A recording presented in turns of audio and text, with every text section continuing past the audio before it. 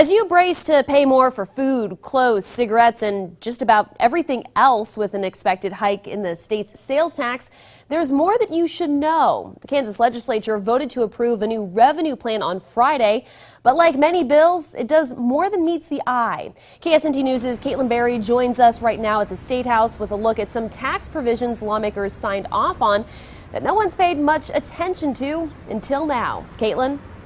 Christina, the nearly 200-page tax plan has a number of high-profile tax increases, the most notable being the sales tax increase. But in order to make that attractive enough to lawmakers to get it passed, there are also a number of little tax increases and adjustments that some might call a silent tax.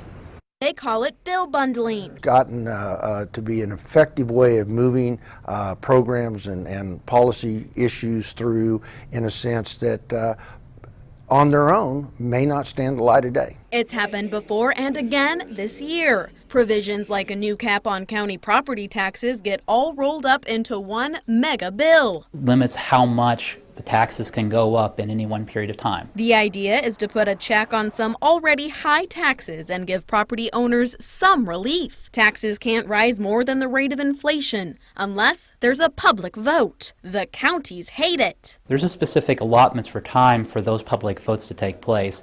This isn't something that we can just push through on a moment's notice. If the vote fails, counties may be up against a revenue shortage, just like the state was. Another provision slipped in to gain a few extra votes, allocating $10 million to send at-risk students to private schools. Corporations only, not individuals, can get up to a 70% tax credit on any contribution they make to a scholarship granting organization. That includes private schools, a non-accredited school as well as an accredited school. And a final last-minute change lawmakers had been trying to avoid, a big tax on e-cigarettes starting next year. Well, this will levy a tax at 20 cents per milliliter of an additional $3 on a $6.95 product. Cope says that's about a 40% markup on his product, compared to just 10% on traditional cigarettes. Ignorance has got to be a part of it.